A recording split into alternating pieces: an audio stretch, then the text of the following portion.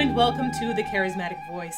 This week we'll be talking about the countertenor, so if you're looking for another voice type, check out my other videos. Countertenors are the highest male voice type. They sing primarily in their falsetto, which is sometimes referred to as a true head voice, which is similar in tone quality to a mezzo-soprano and a soprano. Now, a lot of people confuse castrati and countertenors. The castrati were famed singers from about 1600 to 1750, who literally had their balls removed. This usually happened if a boy soprano showed a lot of talent in music. The parents would have a conversation with the local doctor and snip snip, balls go away, no hormones come and invade the voice, causing it to drop, essentially making the castrato a boy soprano for his entire life. Now, castration isn't exactly considered an acceptable sacrifice for art today, so countertenors are men whose voices have matured, but who choose to train and strengthen the uppermost register. A countertenor's range goes from about G3 to E5, which is similar to a mezzo-soprano or contralto. Countertenors often can sing lower if they flip into their full voice, but the tone quality change is often pretty drastic. Historically, guys singing in their upper register began to lose popularity around the mid-18th century, so not a lot of roles for countertenors were written.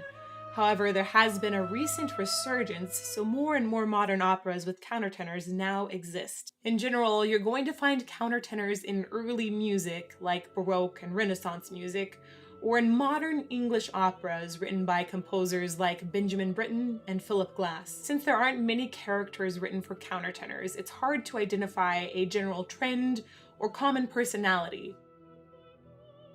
Some examples of countertenor roles include Orfeo from Orfeo ed Euridice by Gluck, Oberon, the Fairy King, from A Midsummer Night's Dream by Britten, Nerone from The Coronation of Poppaea by Monteverdi. A current opera which premiered in 2012 is Written on Skin by George Benjamin. The boy/angel is played by a countertenor. There are also a whole bunch of Handel roles, which were originally intended for castrati and are often sung by mezzos today, but sometimes they're sung by particularly great countertenors. There is one role in musical theater that is written for a countertenor. Mary Sunshine from Chicago. She's sometimes played by a woman, but she's often also played by a countertenor in drag. Some famous countertenors include Alfred Deller, Andreas Scholl, Iestyn Davies. David Daniels is a great current pioneer for countertenors. My favorite modern countertenor is Anthony Roth Costanzo. He won the Met competition in 2009 and played Akhnatan, the title role by Philip Glass, at LA Opera this last year. Now let's talk a little bit about what the countertenor voice is great for versus maybe not so optimal for. Countertenors often have a very pure, innocent tone quality. In fact, really great countertenors are often described as having an ethereal voice, or maybe even a haunting voice. And typically, countertenors are very good at singing fast notes with precision. On the flip side, countertenors don't typically have a massive wall of sound.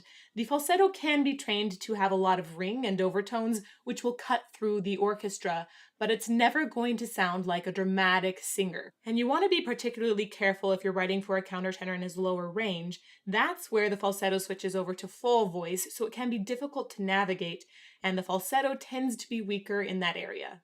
Keep in mind, I'm talking about 8 primary voice types over the next 2 months, so if you want to learn more, check out my other videos.